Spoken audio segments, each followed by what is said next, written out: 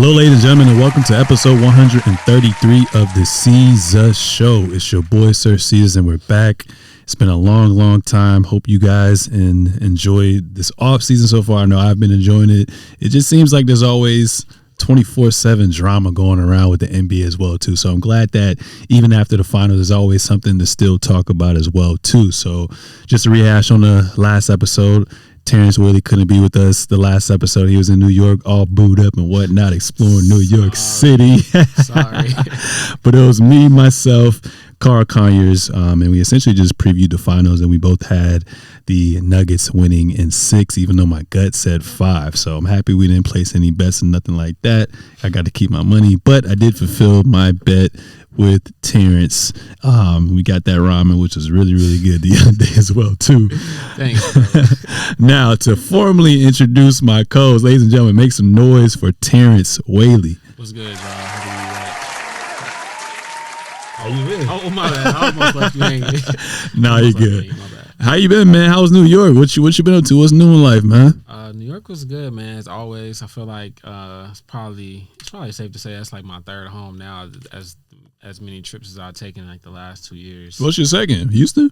Yeah. Oh, okay. Yeah, first is LA now. Obviously, it's wherever I lay my head. But New York is cool. I think I always tell people trying to go to New York, the best time to go is like in between like May and like August because it's just summertime. Mm-hmm. It's good. People are outside. People dress well, things like that. And my girl Siobhan, she like to be outside, so we was outside. Outside with it, yo, introvert ass. Yeah. So I'll be trying to keep up, but we had a good time. But now I'm back in LA, getting back to work. So now, just ready to end out the year. Got my birthday coming up next week, so it's gonna be a good time. July 9th, right? Yeah. It's on yes, Sunday. Sir. Yes, sir. Another Cancer in the building. You know it. Okay, I'm a Leo though. That's cool, man. I even saw you on TikTok. I was like, oh yeah. I just randomly saw a nigga with a big ass. I was like, who the fuck is this? I'm just like, I don't know how the New York stuff come up on your timeline. My brother, like ever since he came to LA, he would just, I don't know what the algorithms are for TikTok. He would just be on TikTok and he was like, yo, see, I wish I was out here. Look at Brooklyn. The shit look lit. Yeah. Then I looked at it. And I looked at it again. I looked at it again. And I paused it. I screen recorded, then I paused it and took a screenshot. I was like, oh, there go Terrence. On a rooftop. That was my first. That was literally, I got off the plane. I hadn't gone to sleep at all. Because like my flight was like 5 or 6 a.m. the next morning. We went out to Soho House, remember? And yeah. It was that same day. Like it was the next day I was on a rooftop in New York, bro. Damn. So, yeah, I really be outside with it. Yeah. Now, I got a few friends in New York and my cousin, one of my real close cousins, Zach, stays in Brooklyn too. So I'm trying to get out there. I feel like I would enjoy it. Honestly, I would enjoy it in the summer. I've been there in the summertime a few years ago for July 4th weekend, but I want to try to go there in the fall. I like the fall. I miss the fall on the East Coast. I'm trying to see the Knicks play, so it'd be a good time to go see them. Like, it'd be a dope, like, if we went out there for just, like, on some not solo, but, like, me and Siobhan did, like, Christmas in New York and saw a Christmas Day game. That would be crazy. That'd be fire. Anytime that, the season's going on would be cool. Yeah, okay. Cool. Well, let's get to it, man. Before we get into, the off-season moves, we got to definitely set aside some time to rehash the NBA Finals, man. The Nuggets beat the Miami Heat in 5 games. Like I said, I was 1 game short. Nikola Jokic was named Finals MVP, scoring 30 points per game, 14 rebounds, 7 assists, shot 58% from the field, 84% from the free throw line, 42% from 3.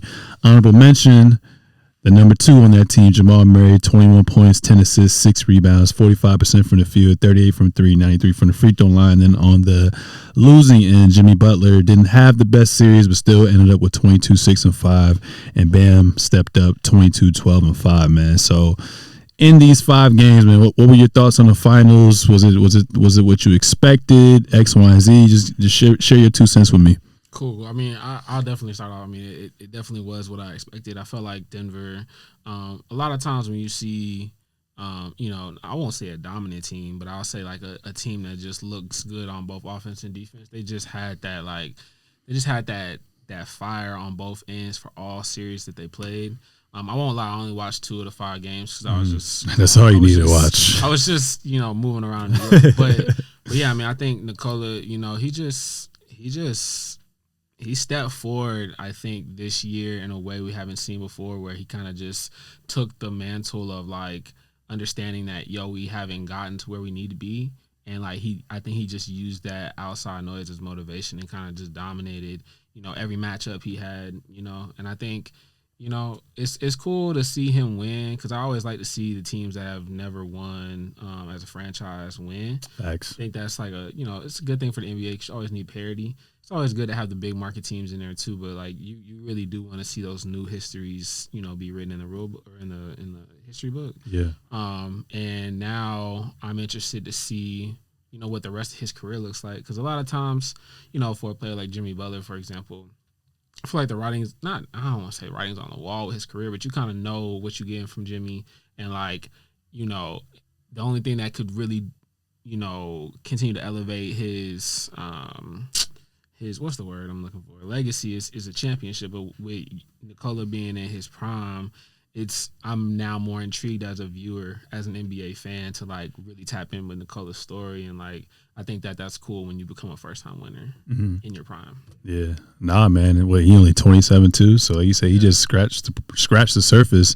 But like even when Carl was here episodes ago, you guys have seen it, but I saw it last year when Jamal Murray and Michael Porter Jr. was out, and they played Golden State in that first round, and he was still giving them damn near 30.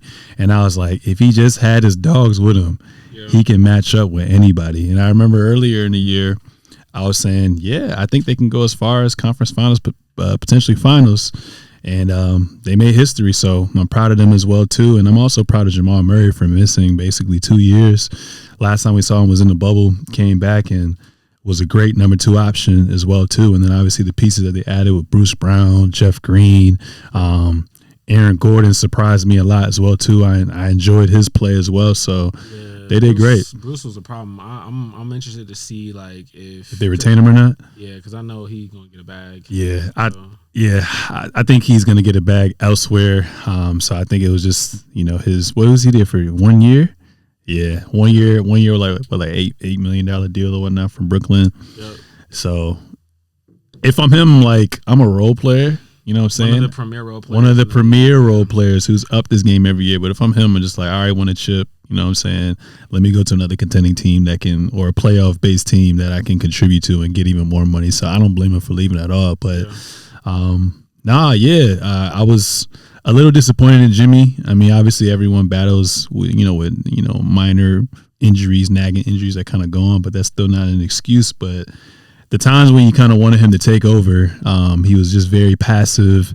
Didn't seem like he was into the game. I don't know if it was because he had the duty of scoring, being the number one option for his team, and also chasing Jamal Murray the whole time. Like I didn't know what it was, and I was also disappointed, even though he's a role player. Caleb Martin, I was kind of disappointed in him as well too. I mean, any thoughts on Jimmy and So I mean, again, like I said, I didn't watch too much of it. But like, are you saying like the clock kind of struck 12 and they kind of turned back into pumpkins? Yeah, and that's why I was mad when people were saying, "Oh, Caleb Martin should have been Eastern Conference." I was like, no, Jimmy Butler was clearly.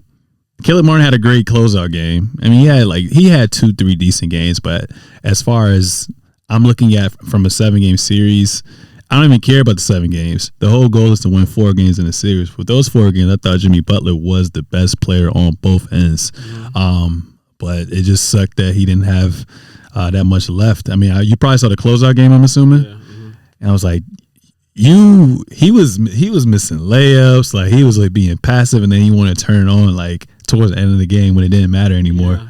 And I mean, that's the thing. It's just like, it's those moments where you kind of just, for loss of better words, like I don't know what more you can expect out of Jimmy based on where he is and where his ceiling is as an NBA basketball player. Like I don't ever really expect Jimmy to be the best player on a championship team. Yeah, that's what I'm saying. Yeah. So like, I think to me, he maxed out all his potential, got them where they needed to be in 2020 and where they got this year. Yeah, I mean, for his stint in Miami, they've done a pretty good job. Like you said, he's not a number 1 on a championship. He's like, is he a 1B? I guess then on a championship team. Sure, yeah. Sure. Like, I think, like, for example, like, if he was still in Philly, he'd be perfect. Oh, yeah. He would be perfect. That would be – I don't know why they chose Tobias or Ben Simmons over him. We'll save that for another day as well, too. Yeah. But what also came to mind was, I mean, do you put Spo as like a top 5 coach of all time? I mean, there's a lot of coaches to go through. I guess top 5 in the modern era. For modern era for us, what, late 90s up till now? Yeah, I would, if just off the top of my head, I'm going Phil Jackson. And then, I mean, Pop? Yeah, Pop. I would say Pop and then Phil, and then because he had more talent, agnostic. Yeah, he just he gonna win. And then I put probably Spo. There's somebody else I'm missing, but I don't think so. Doc? No, nah. But no, Steve Kerr. There we go. Okay, Steve Kerr. You could put Steve Kerr before Eric Spoelstra, depending on how you feel. And everyone else was kind of just like one-offs. Right, yeah. So I would say LeBron because you're sick, bro. Because LeBron, look, I don't even attach a coach to LeBron's name, but hey, I mean, Mike Brown. Look what he's doing right now with the Kings. Yeah, I think in that job, the championship he won in 2020. I mean, the Miami Heat were just a better team back in the day. But what's coach name for the Indiana Pacers back in the day? Frank Vogel. He's a decent coach. Yeah, Who else coached Bron? Ty Lue's a decent coach. David Blatt. Mike Brown. Okay. Mike Brown. Eric Spoelstra, yes, for sure. Yeah, so, Eric Spoelstra, Mike Brown. No, I'm not. Ty Lue. I'm sorry. I'm not counting Mike. I'm sorry. Why? But look what he's doing with this young team in Sacramento. I mean, he still had Miami. I mean, the Cleveland Cavaliers is one of the best defensive teams that year. They went to the finals in 07. Okay, yeah. 60-win record. I mean, obviously LeBron is he's the reason why they're there, but like he did a great job at SAC for sure.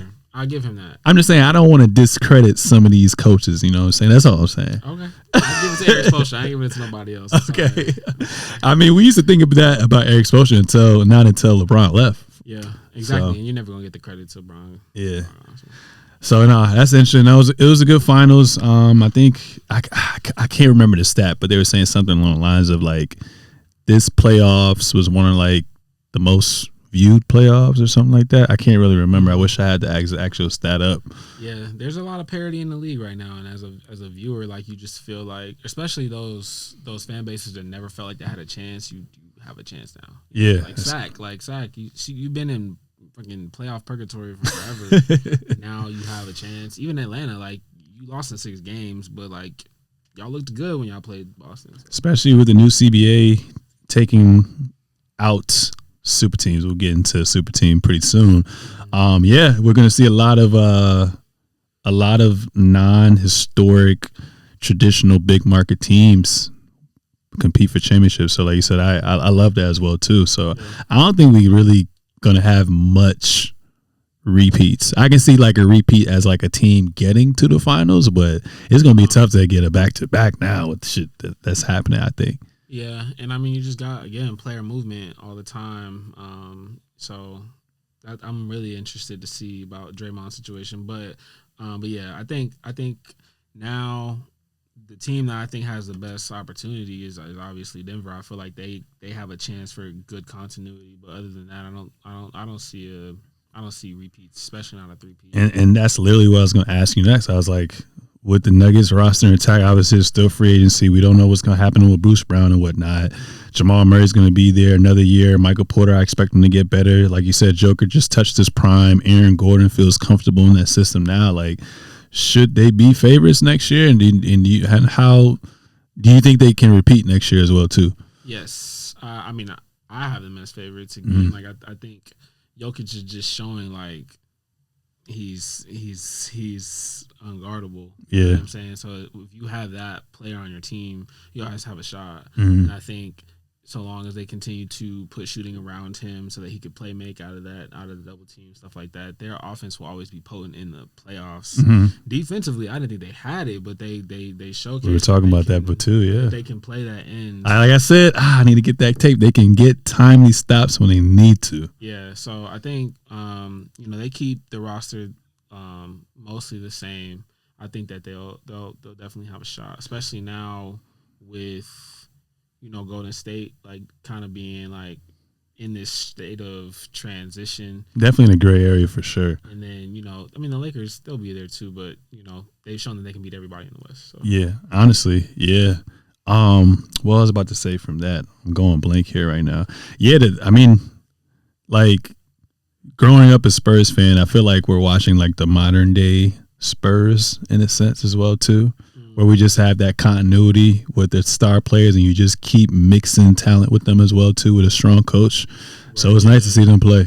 Yeah, I like I just like when a team builds through the draft and like gets it right and then gets rewarded for picking the right players year after year to build a nucleus, core for your team. Yeah. And that's what Denver looks like. That's what the Memphis Grizzlies look like.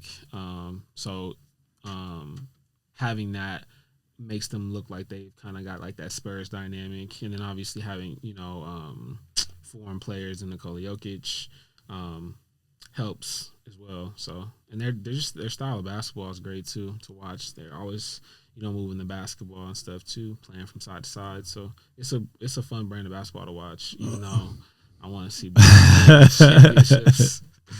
So.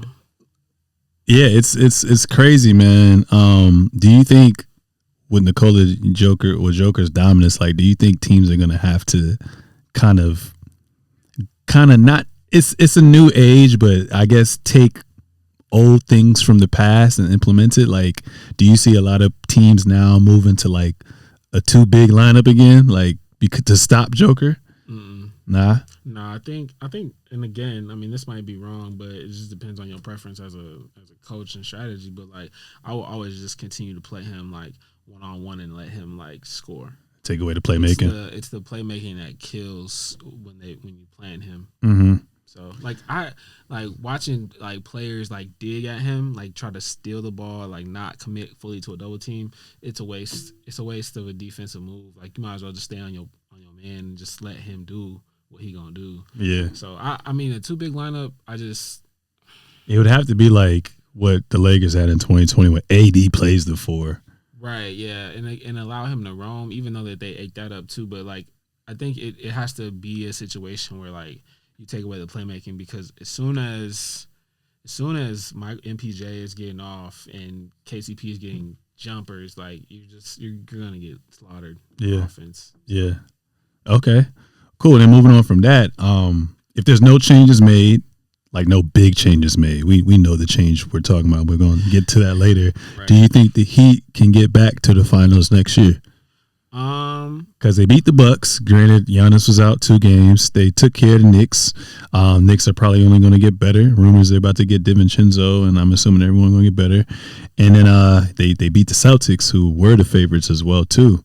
You said if everything remains the same, basically, like they signed Gabe Vincent and Max Strus. Mm-hmm. I think that they can, because again we talked about the parity in the league, and I mean anybody can beat anybody, but I do not personally see them getting back. No. Mm-hmm. I think I mean the top of the East is still Milwaukee and Boston, and I do like the Kristaps Porzingis move. I don't think it's an NBA Finals winning move or anything like that, but I do think like Boston, they're not gonna let 3-0 happen again, and I see a situation where like they had a nucleus problem with their coach early, and I think now having gotten a preseason under their belt and like just an off season coming into a full like knowing that that's your coach, I think that they'll be the best team to come out the East still in Boston. Okay, cool. Yeah, I got to see what Milwaukee does too with Middleton and right. What's his name? Brook Lopez as well too, because they lose them, then he's done, and he probably gonna link with Joel Embiid. That'd be crazy. I seen I mean just reading a headline that says I declined my $40 million player option is so crazy. Like I know that means he's probably going to try to restructure it or do something so that they can have more flexibility, but it just looks crazy. Like just declining a $40 million contract or a player option. Yeah, absolutely.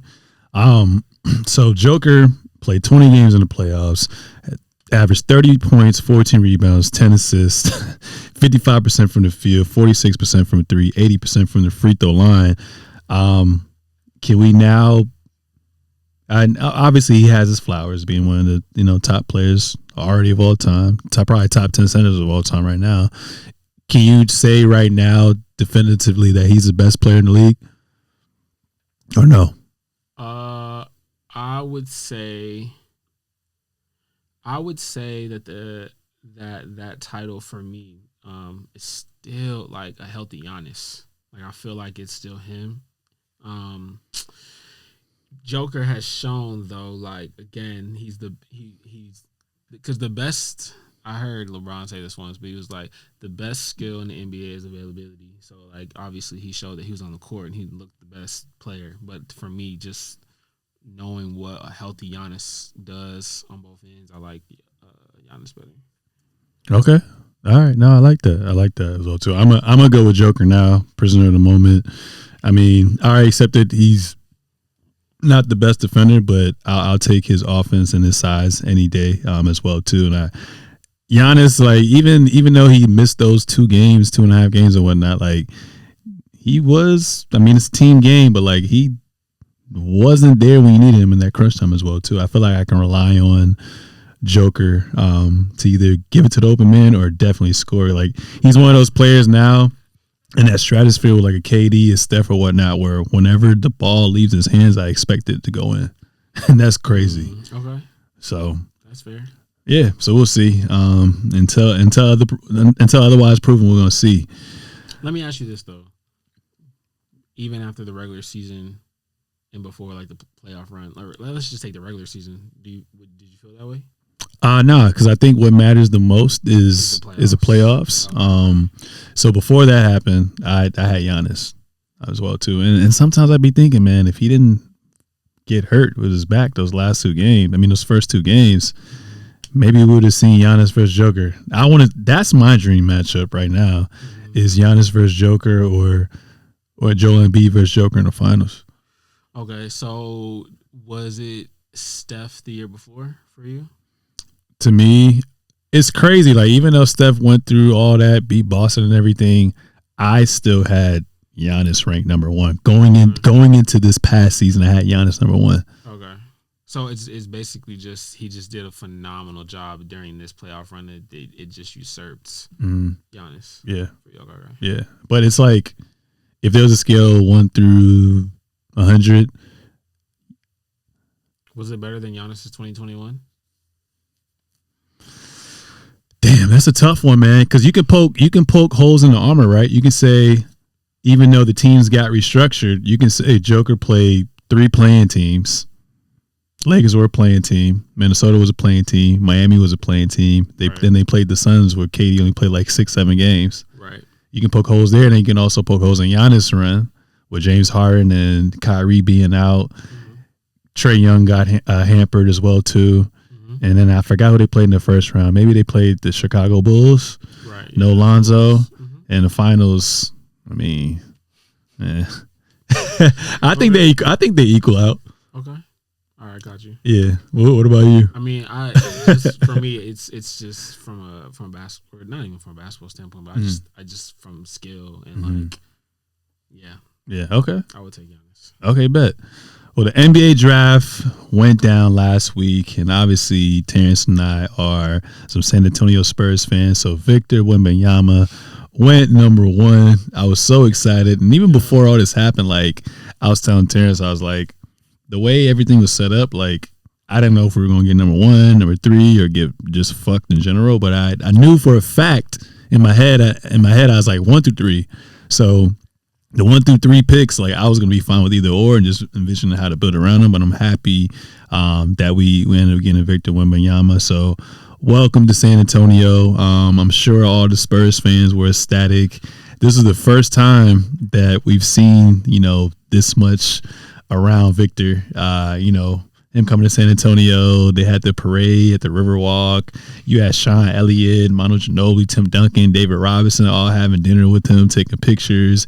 He said in his press conference he learned more about the NBA having a conversation with them as opposed to his idea of what the NBA was and what he heard from the outside. So that was good. But, just from him, it just looks like it's going to be a guy And kind of like how you talked about too, where like it's very rare when we get a player who gets drafted who wants to be on an actual team. So it definitely helps having those French roots with Tony Parker and whatnot as well too. But he generally looks like happy, very euphoric, and for his age, I mean, he's pretty.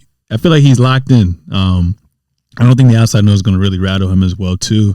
And I was just looking up some stuff as well too. I mean, when he had Sean Elliott had an interview today or maybe yesterday or whatnot, and he was just talking about, asking questions about preparing his body, getting rest, what the travel schedule looks like, him only being accustomed to playing 55 to 60 games, how to basically prepare for 82. Sean Elliott, thought he was very in tune. And one of the biggest things he asked about was how do you go about getting enough sleep on the road? So, and Sean Elliott also said that like it's crazy because like he's miles ahead of his competition because most Americans like us, we going where the parties at, where the girls at, where to eat at out. He's just locked in on basketball, and he's so locked in on basketball that he's gonna skip FIBA and just commit to San Antonio. So that tells you a lot about his character and what he wants for this season, for the future. But what were your thoughts on the number one pick, man? Yeah, I was ecstatic. I was watching the draft lottery, and just when it got down to the last three, it just felt like because obviously with the lottery anybody can get the number one pick, but you just feel like okay, there's a chance here, and it's like everybody telling you this is the generational talent, and just as a Spurs fan, like you've seen them not tank over the past, really the last 7 to 8 years, and you've seen like the Lucas come out, you've seen the John Morants come out, you've seen the Zion Williamsons, and you're just like, bro, like we need to be rewarded.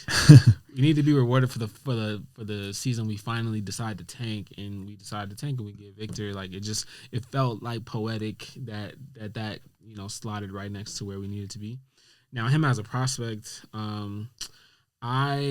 I feel good watching the highlights, but I have not sat down and watched a full game. Yeah. To like seeing like that's what I hate about. Sorry for coming. That's what I hate about highlights. Like they only show if you get a crazy defensive style and all your offensive points you score. They never show the flaws. Yeah, they love that damn where he shot the 3-ball and then ran up to the rim and dunked it. Like, and that's cool, but I want to see like, can he hit free throws? Can he handle. Obviously, I seen him when I'll take that back. When he played Scoot? Yeah, when he played Scoot, I think I may have watched like a half, and like I seen how he could defend ones and point guards, stuff like that. But I want to be able to see over an 82 game season, can he hold his own, like being able to switch out on guards, stuff like that. But I think as a prospect, I believe in the hype.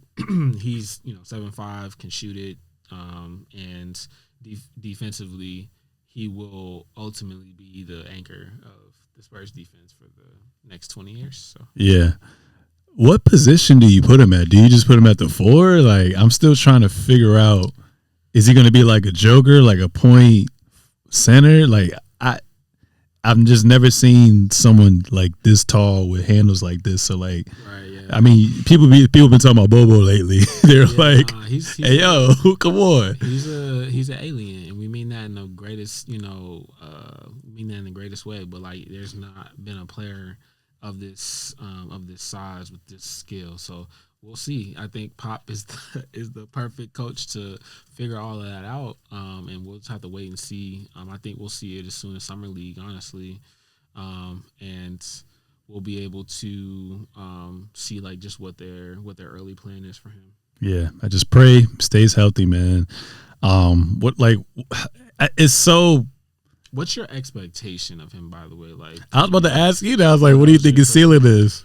Oh, I was just talking about his rookie year. His rookie year? For now, yeah. See, that's tough, man. Because I'm just trying to figure out, like, is Pop just gonna off the jump treat him like a LeBron? Like, oh, here's your team, you got the reins, or like, all right, we're gonna play this brand of basketball. You're gonna get your points within the system. Because in my head, I think he's gonna win Rookie of the Year, but depending on Dame's situation, Scoot's going to have the ball in his hands more. So I have Scoot probably winning Rookie of the Year for real. But my expectation for him to play at least 65 to 70 games, make it all first team. Mm-hmm. and get his ass kicked and learn. Like, I don't really have no real expectations for his rookie year, you know? Yeah. I mean, I think that he'll win Rookie of the Year by default just because of the media darling that they've made him into already. I think I just think that's how it's gonna go. Mm-hmm. If Dame were to get traded, then that kind of maybe opens the door for something to make it happen for Scoop. But I think with the lack of talent that the Spurs have, just in their starting lineup, I think from what Vic will do as far as utilization, plus the media really wanting to push his stardom, I think that he'll get Rookie of the Year. I think he'll get first team as well. And I think, he'll impact winning. So I think, a personal goal for him is to not be a lottery team. And I think it'd be great to see that if he could carry that. I don't know. That's a lot of pressure. Honestly, if you are what they've been saying you are, like, it's a possibility. It'd be cool to see. Mm-hmm. So I kind of want us to be a lottery team one more year. Well, of course. I want a dynamic guard like a Scoot to play the point for us, and then we good. We good from there. Okay. But I really do like City Sissoko. He's another guy from France. I don't know if I sent you his highlights or whatnot. I'm still trying to piece together like what type of player he can be, but he just has a lot of raw talent. He can knock open the open shot. He can get to the cup. Very athletic. Can defend the 1 through 5. Like, he can do everything. Swiss Army knife. Some people called him like if Boris Diaw was athletic at all. Okay. That's the type of player he can be. But if he has the right mindset under this coaching staff and Pop, I think they can probably long term be the 1-2 punch. Maybe I'm hyping him up. Okay. But I'm gonna send you his shit later. That he looks nice, bro. He looks real nice, man. Okay. Yeah, like you said, everybody look nice in the highlights. We gonna see on the NBA floor. Yeah. Draymond Green push him around a little bit. We'll see. But I think, I still kind of hold true to, like, this is going to be one of the more phenomenal drafts, I think, just in NBA history. I think that it was deep, not only in the first round but also in the second rounds. A player that I wanted. Yeah, that's what I was going to ask you about, like, because I wanted to focus on, just Victor, just to focus on Victor being number one. But from 2 to 60 or whatever, like, what were your thoughts on the draft, and what were players that stood out to you, and teams that you thought won or did a good job at drafting? Cool. So first and foremost, I think what's really phenomenal about this draft is that it was multidimensional. What I mean by that is that players that were in the top 10 came from college, came from Europe or overseas, and then also came from Overtime Elite, which is showing teams or showing kids that you can go anywhere and still get drafted. Like, we're talking about Overtime Elite is a basketball league that was started off as just like as a YouTube channel that then had, investors and became a league, and now they put 2 players in the top 5. Like, would you say crazy? Would you say that even though he didn't take this route, but it's just the non-traditional way from, not going to college, would you say LeVar Ball was one of the OGs for that? Before I would say LeVar Ball, I would say Brandon Jennings, because I think from Brandon Jennings' perspective, like, he was one of the first ones that, like, did it successfully and then ended up in the lottery. I forgot. But LeVar, I think from a hype man perspective, was pretty great in, like, ushering that in. But I think, to get back to the point about which teams did really well, I think the Rockets, to me, are the number one, because they got the overall Thompson twin, the one that can kind of do it all. And I think he's like that. I think that leadership piece that the Rockets need. Like, they've had great draft picks from the past 2-3 years, but I don't think any of them look like a leader in the actual locker room. So I think that pick of Usar Thompson, I think is how you pronounce his name. Amen Thompson? Yes, Amen Thompson. And then Cam Whitmore from Villanova, I think were 2 tremendous picks for them. Cam fell a lot farther than people thought he was going to. He's like a top 5 talent. And then you got the Spurs, obviously, getting the generational talent that they got. And then I will also say Cleveland Cavaliers, they stole Imani Bates in the second round, bro. And Oh Imani yeah, Bates, they used to compare to KD Imani back in the Bates day. was supposed to be. Is he from DMV? No, he's from Michigan. Okay, Michigan. He's supposed to be like a top 5 NBA talent. Like as soon as he was coming from high school, he had committed to Michigan State, then decommitted, then went to Memphis, then got in some trouble, ended up going to Eastern Michigan, and I think that's it where like he had that trouble mixed in with what the NBA GMs are seeing now from John Morant. That had a tremendous sounding effect on like I think where he is in the draft because of his off the court baggage. But as an NBA talent, like Imani Bates is going to be tremendous for the Cleveland Cavaliers. And then You think he's gonna produce right away yes, yeah, and get minutes right away? I mean, I think so because he's 8 or 9. 6'10". 6'10". You 180. That would like dribbling skills and shot creation. Like, yeah, you have to play that player. Like, and you're not freaking the Boston Celtics. So Yeah, he has to play. Because Carisavone wasn't doing nothing for them. Yeah. And then I think another really great pick that I really, really liked was for the Hawks. His name is Kobe Buffkin. I think his game reminds me a lot of Jordan Poole, but a lot more sound on both ends as far as like not taking bad shots, but has great. Is he a bigger guard? No, they're about the same size. I think probably like 6'5" or 6'6". That's perfect because Trae Young is small. Right. Yeah. I don't like that too. I don't like the too small backcourt. I don't like that. Yeah, you talking about the Portland special? Yeah, dog. Special. Yeah. I don't like it either. So yeah, I think that they had a great draft. But I think Houston has got their locker room leaders. I think from the picks that they took. And we'll see what they do in free agency too. Yeah. Okay. Cool. Nah, I think my favorite is probably Portland. Because I do really, really like Scoot Henderson. Like I said, I was prepared to pick him. And I think he's going to be that franchise player that they need in case Dame decides to leave. I think he can take that mantle.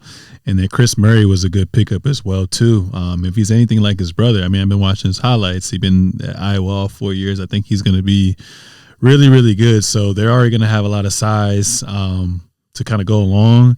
Because right now, who they got? Cam Reddish still a work in progress, obviously. And then they got Shaedon Sharp. And then they got, what's the other point guard or dynamic guard?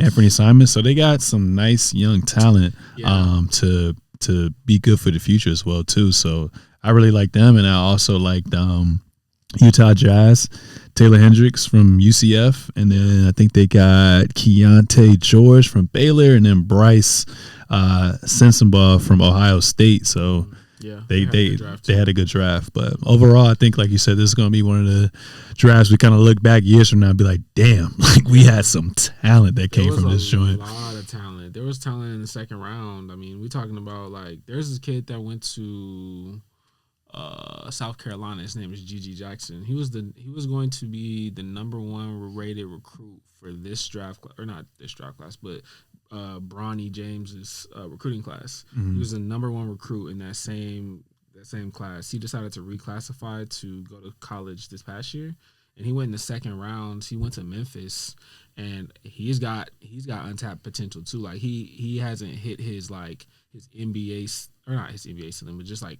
how good he's gonna be. And he went in the second round. I think he's gonna be great too. Okay, cool. What are your thoughts on Brandon Miller? Aside from all the hoopla, you know what I'm saying? He said his GOAT was Paul George. I can see that. That's his favorite player. I'm not mad so about you're that. asking about like that specific? No, not interview? That. Like him being a number 3. You think he's going to pair well with LaMelo? Like you think his ceiling's high? Like what do you think about Brandon Miller? I like him a lot. Yeah, I think that's a no-brainer pick. Like I think his NBA floor is really good. Like as far as just Charlotte just needs talent to come in the door, bro. Like they need talent. So I think from a GM perspective, them picking Brandon Miller was great. It was, I don't want to call it safe. I mean they picked right. But I think do I see like all-star potential? I don't know. I have to figure out like what his work ethic really looks like. Like how good is he going to get from freshman to sophomore year? Like I know he has like talent and he's good. He can shoot the ball. He can get his own offense. But I would have to see like what his work ethic is, and I don't know. I mean, he dropped big points, all the time in Alabama, so I think he's got the NBA game to be successful and be starting, 2 guard or 3 guard or 3 in the NBA. Yeah. Okay. Cool. No, like even before the draft, I never knew about the comparison. I just watched him play, and I always say he remind me of PG or like a T-Mac based player. So like you said, if he has the right work ethic. And not necessarily even the work ethic. I don't know what the player development really looks like in Charlotte. It's not that good. You got to do it. No, it's not good. On that case, we're gonna see. Like, and I also heard they might bring back Bridges too.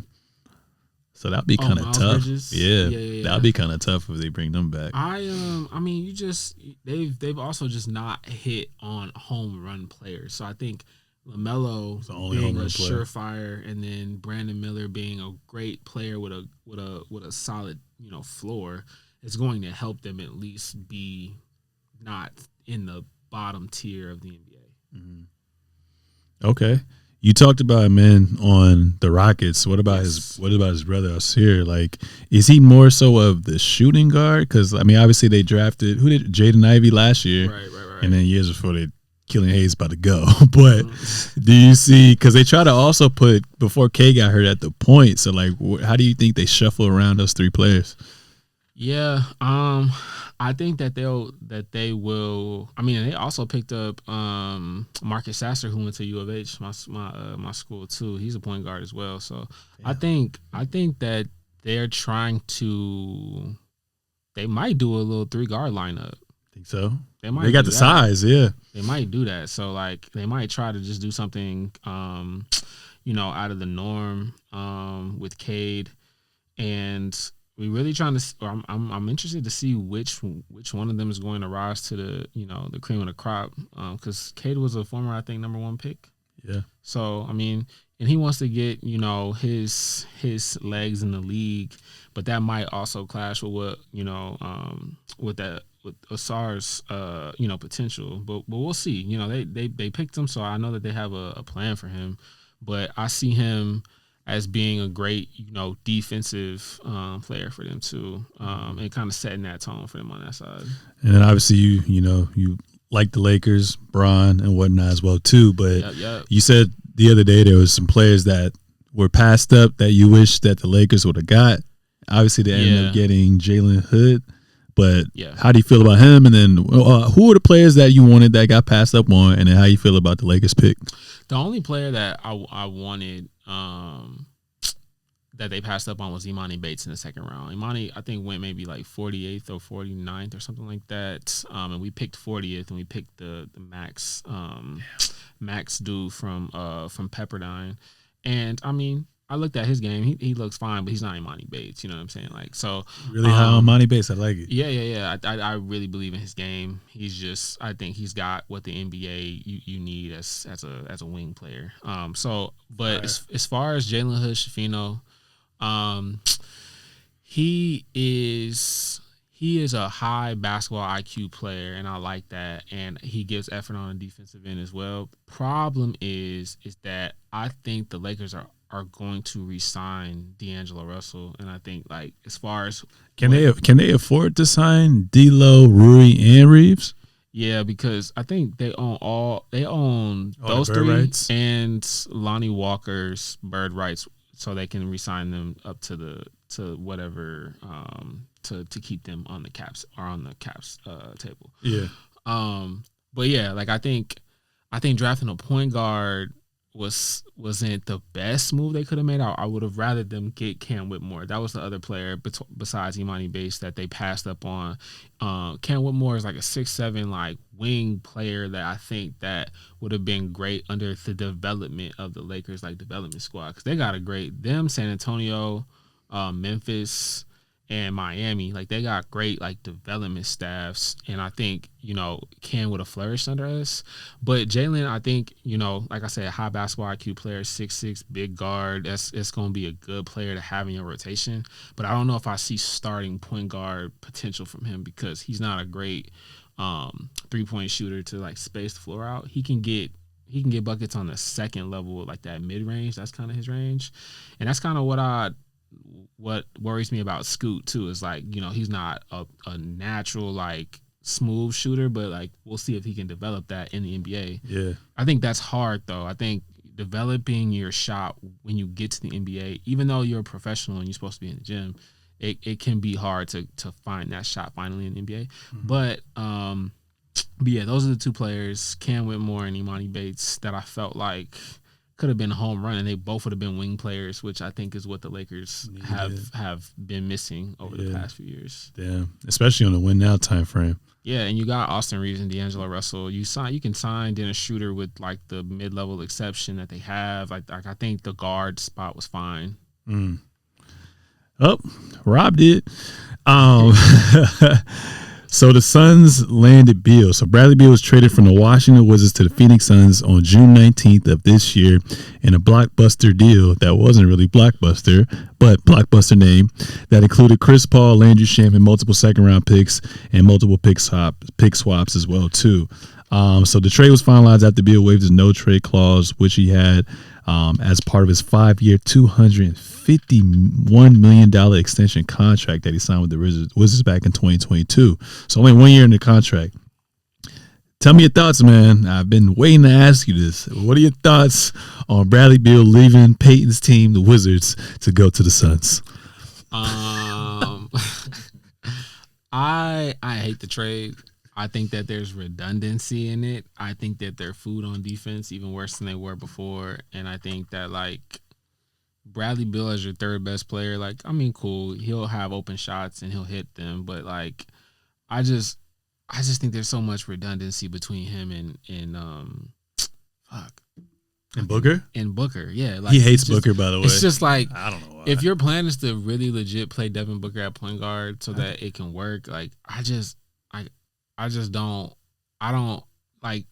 don't see it for real for 82 games and plus playoffs. Like, I don't see Devin Booker playing successful point guard play night in, night out in NBA season, given that he's been a scorer his whole life. You know what I'm saying? And I think, like, Bradley, for what they want to do, like, they want to win while they have KD and while they're, like, trying not to get punished under these new CBA rules, having a super team, having 3 niggas on your team that make north of 30. Matter of fact, they said the other day they're going to keep DeAndre Ayton. So it's like you got 4 niggas who make plus $30 plus $1 million on your team. Like, you're going to get punished for this move. You better hope that it wins you a championship.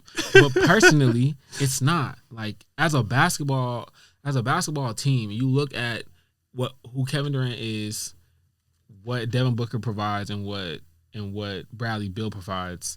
Like, just from an NBA prototype of a starting five, they don't look like a starting five to me. Like, there's just too much, like, redundancy. It's just 3 shooters, 3 scorers really, and a big man who don't really like to bang. You know what I'm saying? Like, it ain't gonna work out, bro. But the thing is that they had to do something. They had to get rid of Chris Paul, and they did that. And they said, well, hey, like, if we can get a really good player out of it, let's do it. And they did it, and that's fine. Like, but I don't think that this move, and as we've seen, like, a super team doesn't get you to a conference final sometimes. Like, I think that they had better balance before they even added Kevin Durant. I know that people don't believe that they're a better team without Kevin Durant than they are with him, but I'm in that boat. I'm in that boat. I'd rather them have Mikal Bridges and fucking Cam Johnson. They looked really good. The floor is spaced, and they looked like an NBA team with that roster. Yeah, and it goes back to when Carl was on one of the episodes before, where you're like, do you get in the win now situation or take the motto where I think a lot of teams are really going to start to implement non-super teams, build through the draft, make your trades, yada, yada, yada. And I'm just like, if y'all could flip Landry Shamet and Chris Paul into Beal, there was no need to, like you said, get Kevin Durant. You could have flipped Chris Paul and still got Beal and still had Cam and still had whatchamacallit, and then you flipped DeAndre Ayton for like a Miles Turner or whatnot. In your first round, and they would have been good. Yeah. But when you're a new owner, you want to flex a little bit. So I can see why they did that as well too. KD's getting a little bit older. He's proven he can't stay healthy, but when is Beal really proving that he can stay healthy as well too? Or Booker. Booker always got hamstring problems as well. I think it works. I just even though they a super team, You think what works? I think them three can work together. Like Beal before he got into his prime, he played a lot of off-ball basketball alongside John Wall, and Devin Booker and KD played great off-ball as well too. Devin Booker, whenever CP was out, and then when the Suns were kind of making noise from even before the bubble, going into the bubble, and then when CP got traded, whenever CP went out, D-Book always played point guard. So I think he's going to be the number one, and then him and Bradley Beal are going to kind of both be the playmakers for that team as well too. So I think it's going to work from a ball handling standpoint, playmaking standpoint. But the only thing I'm worried about is even though they got a big three, is just like you said, if you got three of them making over 40 mil, like you said, one of them making over 30 mil. What players are you going to have left to sign? You're not like a Miami franchise where they just find undrafted niggas everywhere. They just pop into the system. Yeah. So what are you going to do with those roster spots 5 through whatever? That's what I'm concerned about, because it's proven that it's not about who you have on your team. It's also about your depth and your health. And those three are some fragile niggas. So who on that team is the leader now? Book. You think KD the leader? KD just is going to be the coach, Frank Vogel. As far as players, I don't trust DeAndre Ayton. Bradley Beal has not shown me he can be a leader in DC at all. Or when Russ came there, he was a leader, and then before that was John Wall. Beal's never even played winning basketball outside of playing with those two. Granted, and you still had Kuz, you still had all these other players, and they couldn't even make the play-in. That shit was disgusting. Okay. But I think this is Book's team. I think Book's the leader. It is definitely his team. I know that the leader is not usually is rarely the best player on the team, but do you see Devin Booker as a player to galvanize the troops when everything's going south? I guess by default I would go to KD, but the eye test tells me, just based off of longevity for that team, the franchise player for that team, and you can just tell he looks like the alpha there. But if you're saying when there's times that are tough, I guess KD. But I don't know who's going to be that guy, like a Draymond, like a Marcus Smart, who we about to talk about, who's going to be on that rah shit. I don't know. And every champion, because that was Chris Paul, right? Mm-hmm. So yeah, I don't know. Every team needs that. Mm-hmm. I feel like in Denver's case, a little bit it was Who would you say it was for Denver? It was a little bit of Aaron Gordon and KCP. I felt like every time Jeff Green a little bit. Yeah, I would just I don't know. I don't know. DeAndre Jordan sometimes from the bench. I think when you down his ass on every shit. time KCP was wired, he was the one that was always talking on the bench and just galvanizing to make sure everybody was together. And I think I just don't know who that is on the roster for Phoenix. But again, just from a talent perspective and winning the 82 games in the regular season, yeah, you got the talent. I just don't know how it fits, because I don't know. Seeing Devin Booker play point guard for 82 games is I haven't seen it. Yeah. Well, you're going to see it this year. And if because it's a regular season, if they stay healthy and get a top 2 seed, Book might win MVP this year. Okay. One-on-ones, they about to play hella one-on-one. He about to be so efficient. You saw what he was doing in the playoffs, bro. They're going to cook Bradley Beal on defense, though. I don't know who. They're going to cook all them on defense. I don't know who. I don't know who he's going to guard. When Bradley Beal wanted to play defense, he can at least stay somewhat in front of his defender in Washington. But Washington, they're not on TV like that, so no one except for Payton gonna watch something. I seen the highlights of him just completely losing his man though, and just having bad basketball IQ. Yeah. So that's what I'm talking about here. Obviously. Do you think it's also one of those things where it's yo, I don't feel like it?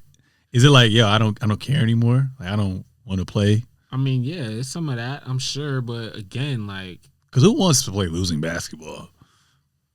Jordan Poole. Jordan Poole. Yo, they sent him to the shadow realm, but like, look, Nah, they sent him to the watch. Like, whoa, the Game of Thrones. Yeah. Nah, that was smooth. But nah, yeah, I don't know. I don't know. We'll see.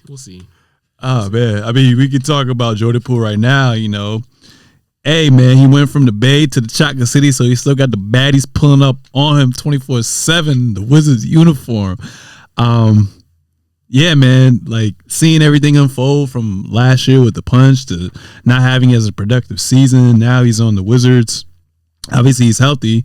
Last year, he played 82 games, shot 43% from the field, 33% from 3-point line, and put up 25 and 3. Obviously, he's kind of struggled in the playoffs as well, too. At some certain points, is unplayable. But, like, how do you feel about, you know, them putting so much of their time, energy, and effort, their stock into Jordan Poole, the Warriors, and then just to kind of trade him to, you know, the Washington Wizards, and then also after that, like, what are your expectations for him with the Wizards? Yeah, I'm pretty sad because I just as a basketball player, I liked watching his game. It was like another like you remember Talon Horton Tucker? Like TST. The Lakers. Mm-hmm. Like I loved watching his game, and then when they traded him to Utah, I'm like, fuck, I'm never gonna see him play again. Like it's just like there's certain basketball players that are hoopers, right? That like who hoop and you can see it you know, on the television. Yeah. And now, you know, not being able to see Jordan Poole, I guess I'll see Bradley Beal some more, but I mean, I'm not excited, but no, I think he will play losing basketball in Washington. I think he'll average 2 assists, maybe 1.5 assists a game. Oh wow, he gonna go down. He played 30 minutes last year. He probably gonna play damn near 40 this year, and he will average like 28 a game. I think he was going to shoot that shit. He's going to shoot it on his Kuzma shit. Yes, he's going to shoot it. He's not passing it to nobody. But I'm super sad because I thought, as just from a outsider looking in from what Golden State had, like you had a great piece. Like even if defensively he was food, offensively, like you can't deny like he was part of your future. Like you paid him obviously the money. You thought he was formidable. So I feel like sending him away because of, you know, the turmoil from the Draymond situation. I'm like, but bro, you telling me Jordan Poole don't have a longer time in a Golden State Warriors uniform than Draymond Green does? And I know you're still trying to win now, but it's like Draymond's up for a contract now. He could leave. He just opted out. Yeah. You know, so it's like I just felt like it was poor asset management on their part. I thought Bob Myers is like, fuck y'all. I thought just on exactly. Like I felt like as of Mike Dunleavy Jr., the new GM for the Golden State Warriors, like you keep him and see like at least like if it can work out, you know, this next season if you were to sign Draymond Green. But I feel like just based off of everything that kind of rival, like you had to choose between the two. I would have went younger. But I get them wanting to kind of like the Spurs have their big three there until the wheels fall off. And that's a horrible decision because what's going to happen is you're going to be left with Steph and who's 35? Exactly. Clay, not the same Clay no more. To go get a 38-year-old point guard, that don't make sense. How you feel about CP3 there? I don't think he's going to be there at the end. I think he'll be a great, you know, whatever it is in the regular season, but he's shown us 2 years in a row like he's not can't stay healthy. So the only thing you're concerned about is his health?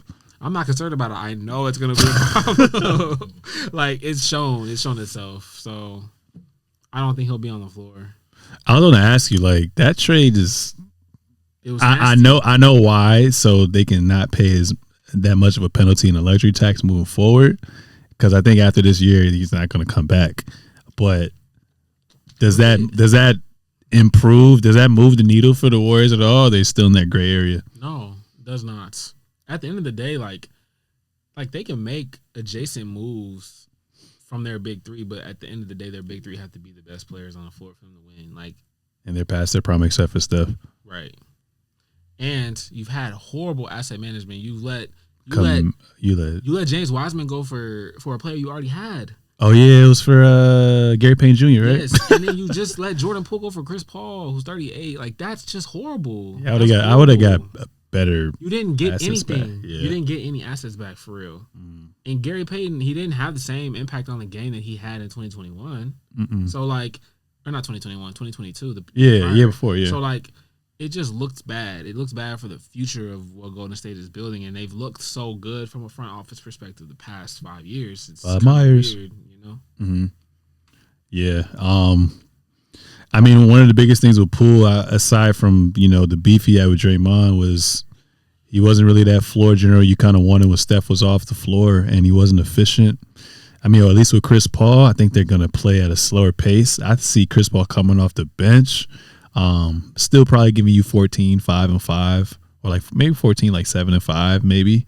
But I really don't see how his game translates to the style of basketball the Warriors play. So I'm curious, is Steve Kerr going to change up the flow of the offense now, or I don't know. They don't even have a role man for him. Looney's decent, yeah. Sure.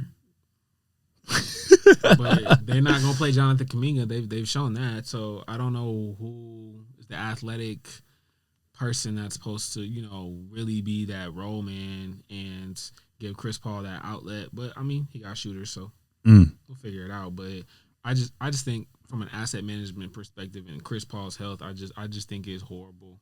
I just think it's horrible.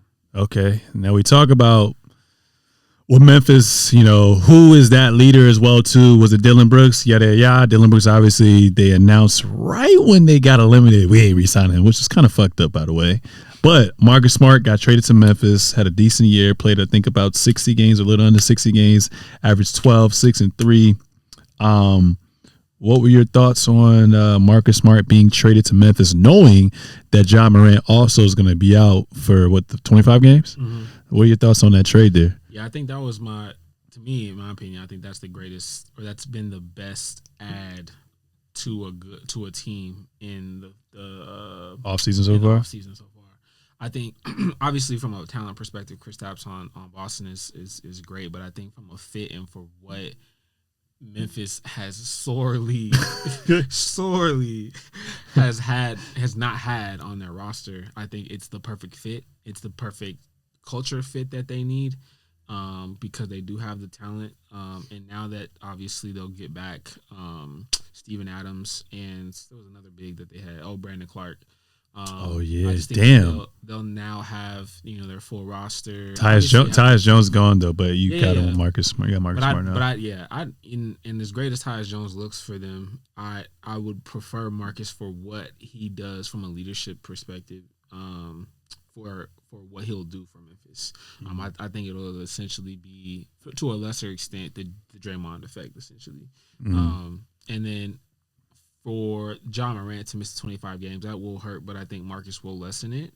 And I just expect for them to obviously I'm not sure what their record was. I just know it was a winning record when he was gone last year, or not gone, but when he just was hurt or he was out of the lineup.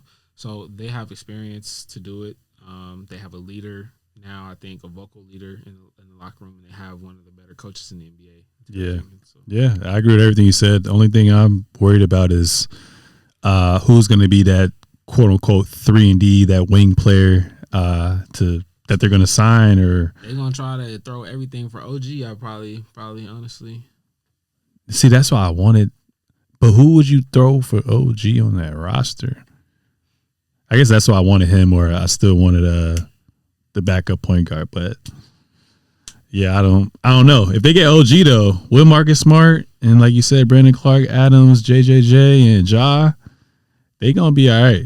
They're gonna be all right. Like you said, the biggest thing that they lacked was health and leadership, seriousness. So that should be good. I mean, moving on from that, Kristaps Porzingis, who had a great fucking season, by the way, very slept on because not on a good team, but very efficient for the Washington Wizards. Had a career year. Damn near almost 50, 40, 90. What are your thoughts on him going to Boston? Obviously, Joe Mazzulla, that was his first year being a coach, getting tossed into the fire. Obviously, he has a lot to learn from as well, too.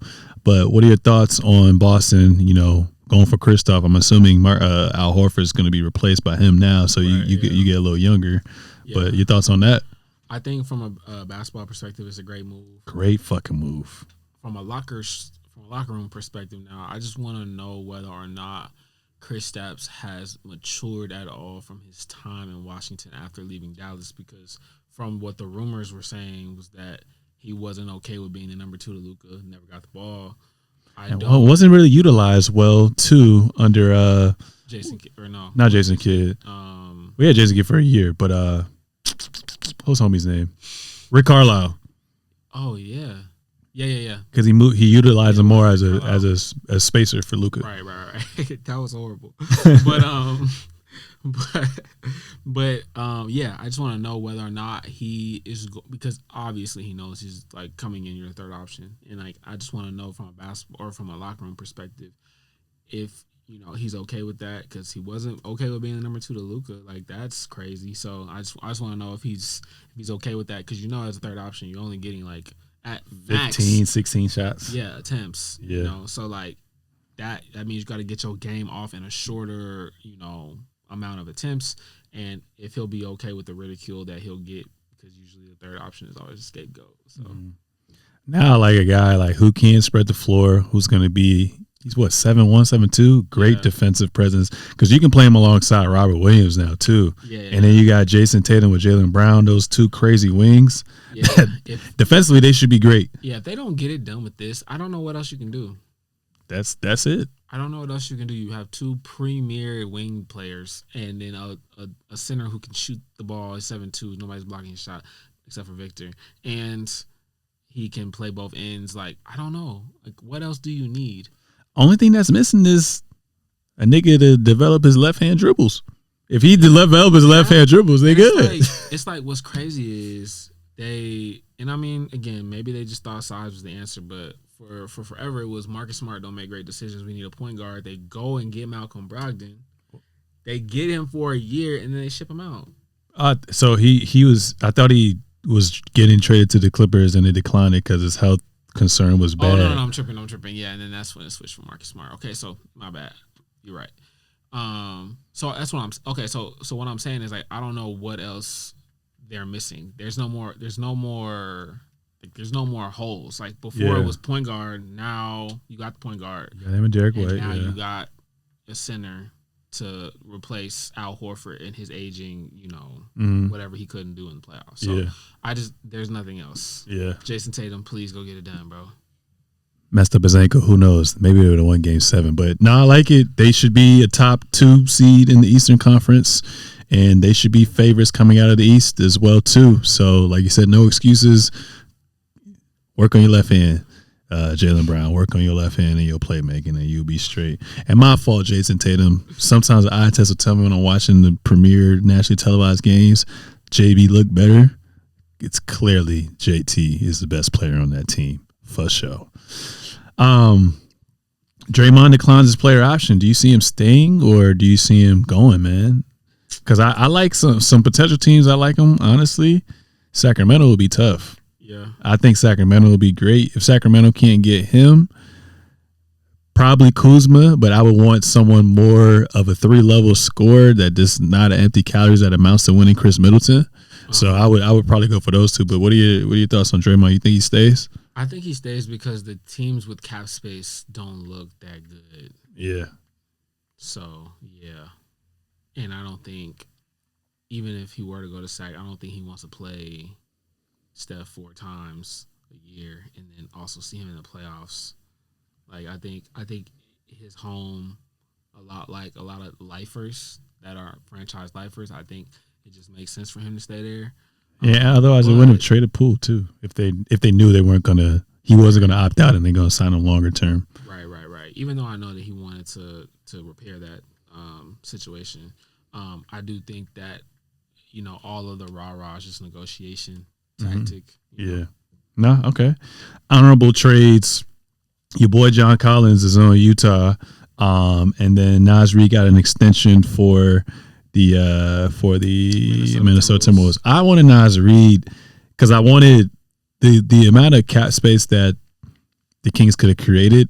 I wanted them to get 2 players, and I wanted them to get Kuzma. If so, I think Kuzma won 30 mil. If he would have took like 25, 26, and then gave the rest of that cap money to Nas Reed, I think Kings would have been like right there. But what are your thoughts on anything to comment on John Collins and then the extension for Nas Reed? I think also Josh Hart got Knicks, or the Knicks picked up his player option too. Yeah. John Collins, I mean, ain't much to say about, bro, because he the same player he was when he was at Wake Forest and came into the league. He gonna be in Utah, whatever.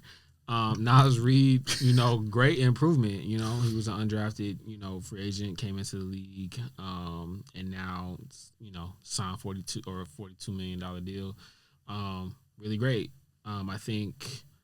I think I'm more interested in the later moves, like what Austin Reeves is going to get signed for, where Draymond goes. Those two moves, I don't think move the needle for either team. Not even either team, like even for where they came from. Like for John Collins in Atlanta, I don't think, I don't think they'll miss him. Yeah, and I also got rumors of, what's his name? Fred VanVleet and also Dylan Brooks being attached to the Rockets as well too. I think those would be some good bets to pair along with that young talent and their coach. Fred VanVleet, yes. I don't want Dylan Brooks nowhere near a young core. I need Dylan. I love it for the theatrics, man. No. That's where he needs to be, because literally the Clippers are where he should be. Clippers? Yes. Be with losers. That, and he just needs somewhere to like be like. I feel like I feel like wherever you go, he just gonna talk. Yeah, but it just didn't. It didn't make it better that he was on Memphis team who just all over the place. He could legit be Patrick Beverley 2.0 for y'all. Yeah, I'm good off that. Like I said, my contract's almost up with following the Clippers. Okay, because I think next year PG and Kawhi last year into that contract. You gotta stay until the new arena. You gotta at least go to the ribbon cut. We talked about the ribbon cut. We talked about that. I think. They're probably going to opt in, so yeah, they're going to open up the arena. I don't know, man. You at least got to do that 1 year, and then you could dip after that. Dip after that. I'm tired of having my soul, man. Yeah, I know. Sorry. What's good with James Harden, man? Should he opt in? Should he stick with Joel Embiid, thug it out? They went out nasty last year, or should he try to go back to Houston? Because if I'm in Houston, I don't even want that nigga. But what are you doing if you James Harden, man? He need to stay in Philly because he got that coach fired, so everything is fine. He got what he wanted. Like, I don't know. I think James is where he's supposed to be because him and what's his name? Joel Embiid? No. Tobias Harris? No, it's not a player. The GM's name. Oh, Daryl Morey. Yeah, like they're married. They're married together. Daryl Morey owes a lot of his notoriety and his bravado in the league to James for what all the years he won in Houston, and I think he still looks at him as that player, and I think James knows he has that clout or that respect from him to be able to talk to him about moves. And I don't think he has that clout anywhere else in the league. So I think he's going to stay in Philly. And I know, him and Joel, their respect for each other is there. And I think he understands that, where am I going to go to get as great of a player than Joel in the NBA? Right now? All you can do is do a trade, and he would be involved in the trade. I don't know. I'm not getting rid of Maxey. I like Maxey better than Jordan Poole, by the way. Sure. And I'm not. Do you you heard Tobias Harris shit today? Yeah, I saw that. How you feel about that? I think it's true. Niggas mean, man. A lot of times, bro. Especially if you lose, if you just lost in the playoffs, you just want to see new faces on the team. You don't want to see the same niggas come back. So I know Tobias be seeing that, and he just barked back. It's cool. It's whatever. It's banter. Yeah. Now, he's kind of right. If you lose him, you ain't gonna get nothing better. Right. So you might as well keep him. Maybe Nick Nurse utilizes him better. I don't know. I thought he was fine though. I thought the one thing is that again they could have beat Boston, but James just wasn't they looked so bad in Game 7. Yeah. Both him and Joel. Yeah. If they just came and played their normal games, I think they win the game. And if you think they win that game, you think they have a legit shot at being the Cinderella team, Miami Heat? Yes. Hey, man, people be folding, but we'll see how Nick Nurse turns out. I mean, Nick Nurse is a great coach, but, I mean, I just want to see what his relationship going to be like with James Harden because, like you said, James Harden kind of a diva sometimes, at least from what we see from the eye test. Mm-hmm. So, and then at this stage in his career, I don't see him playing off ball. I think he's still going to dribble the shit out of the ball and stand on the side. Yeah. So I don't know what Nick Nurse is going to do that Doc Rivers is not going to do. Yeah. So we'll see. And last but not least, Damian Lillard, man. I'm kind of getting tired of talking about this guy and seeing shit about this guy. Yeah. Very passive aggressive, having subliminals, welcome to Miami, all this shit, man. If you Dame, man, if you the organization, like what do you think is going to happen? What should they do, man? They should trade him. Trade him? Yeah, you drafted a point guard. Who's wearing also 0 or double 0. Yeah, I mean it's time. It's been a great like marriage or whatever, but it's like you're now as an organization, you're teetering on this line of like he's in his 30s and I can still get great face value for this trade where he is today. Like you should pull the trigger on that, like before it turns into a situation where he just doesn't. I mean, I don't know. I don't think he'll fall off. I think he'll always be great. He has range. I mean, his game was never really, really built off athleticism like that. Right, yeah. So he'll be good, but like I just do think like as far as the amount of value in return you can get because you already have great assets, this would be the perfect time to cash in to continue to be able to draft because they have drafted well. It's just that they have not gotten like the team around him the right way. Like I don't think they've drafted great guards and smaller players, but they have not drafted well as far as the center position or the small forward position to like really build what they're supposed to build around. You mean throughout Dame's time there? More so recently. Yeah.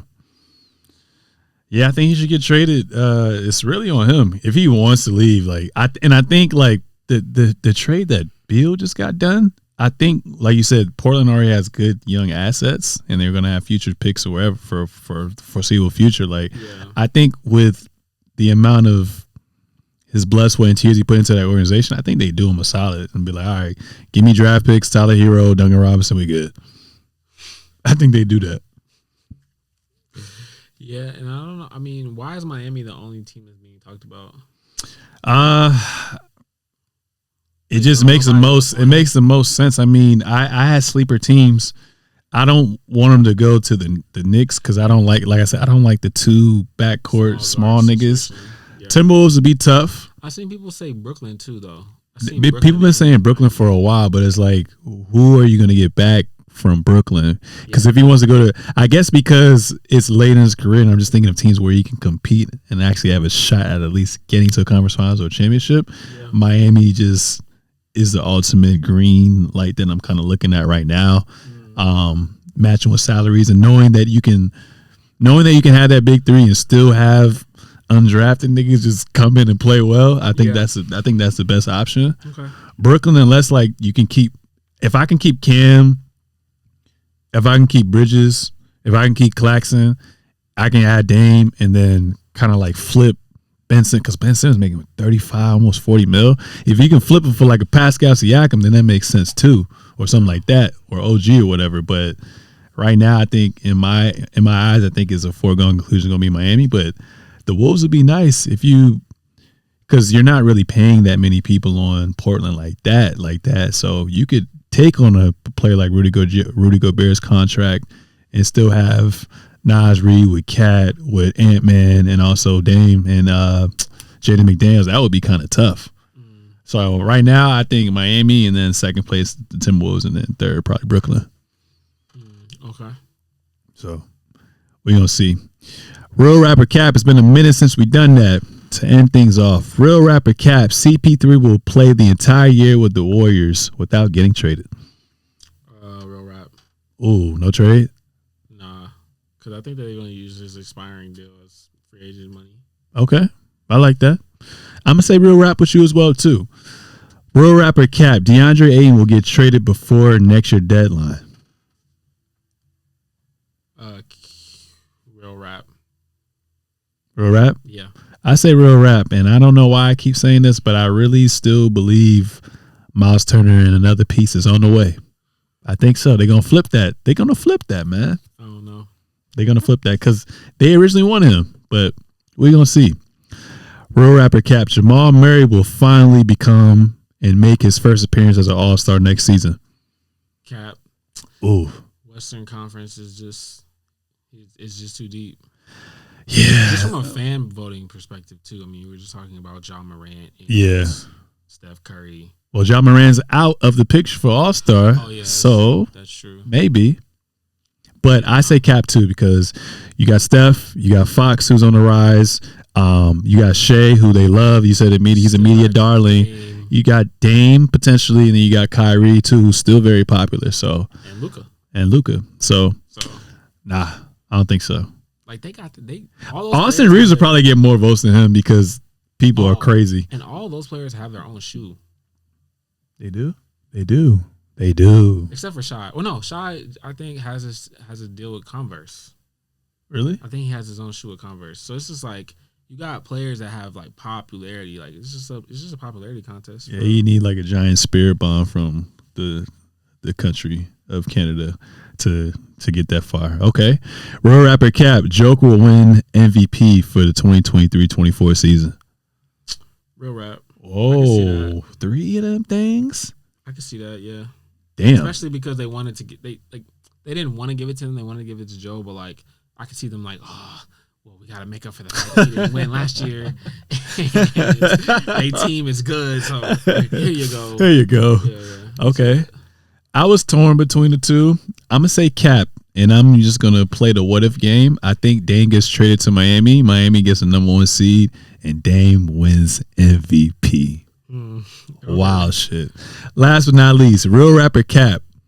The top 3 draft picks of this 2023 NBA draft class will all be a part of the NBA first team. All NBA first team? All rookie first team. I'm sorry. All rookie first team. So Brandon Miller, Victor Wembanyama, and Scoot Henderson. Yeah, real rap. Ooh. I can see that. Okay. So you got faith. You got faith in Brandon Miller being first team? Yes. Okay. I'm gonna say real rap as well too. Any closing remarks for episode 133? It's my birthday coming up. Turning 28. Trying to get my life, where I needed to be in my 30s. You know what I'm saying? We're not there yet. Chill. We're not there yet, but I'm excited, to turn another year older, especially after that scare we had on Juneteenth, man. So, always trying to appreciate life, the people that are here with you, and love your peoples. So, love y'all. Yeah, man. All love here too. Ladies and gentlemen, that was episode 133 of The Seezus Show. Make sure to subscribe on all forms of social media at The Seezus Show, at Sir Sears, at Terrence Whaley _. We out.